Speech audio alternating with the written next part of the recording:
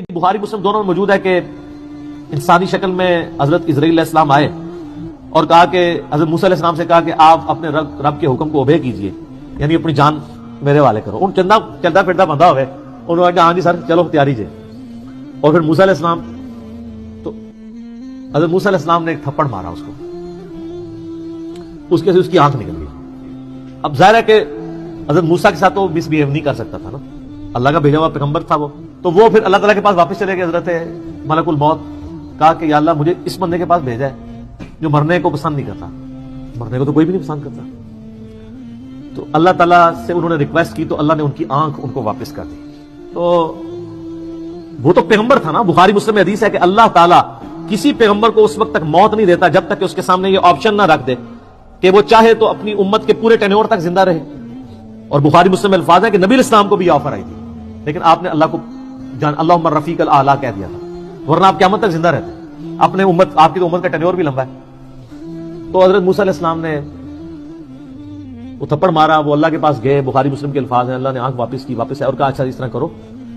اللہ کو تو پتہ تھا بندہ ذرا جذباتی میرا ہی بندہ ہے، تو لہٰذا میرے بھی غصے کا برا نہ مانا کرے، منو اللہ نے بنایا، ہر بندے کی نیچر اپنی ہے۔ بہرحال اللہ نے فرمایا اچھا موسیٰ سے کہو کہ کسی بیل کی پشت پہ اپنا ہاتھ رکھے، اس کے ہاتھ کے نیچے جتنے بال آ جائیں گے نا اتنے سال اور زندگی بڑھ گئی۔ سر وہ تو سینکڑوں بال بنتے ہیں۔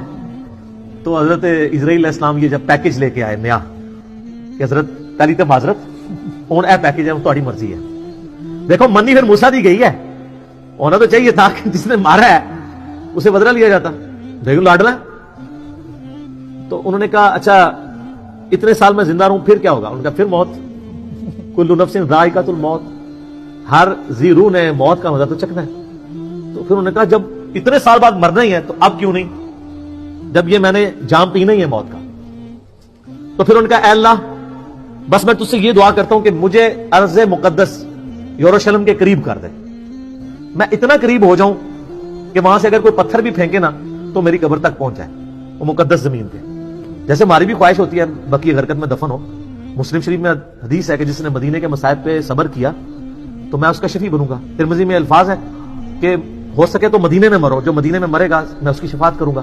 اور بخاری میں حدیث ہے حضرت عمر کہا کرتے تھے اللہ مجھے شہادت کی موت دینا، اپنے رسول کے شہر مدینہ میں موت دینا۔ اللہ نے دونوں ان کی دعائیں قبول کر لی، کیونکہ سب سے پہلے شفاعت اہل مدینہ کی ہونی۔ دیکھ لے اس سے اسرائیل سے نہیں کہا کہ منو جا لین دے، اللہ سے ہی مانگا ہے۔ تو اللہ نے ان کو قریب کر دیا، اور نبی علیہ السلام فرماتے ہیں جب وہ قریب ہوئے تو وہاں پہ ان کو موت دے دی۔ اور اگر میں چاہوں تو تمہیں سرخ ٹیلے کے پاس موسیٰ علیہ السلام کی قبر بھی دکھا سکتا ہوں۔ یعنی حضرت موسیٰ علیہ السلام گمنامی میں ایک قبر میں دفن ہے، کوئی مزار نہیں ہے سر۔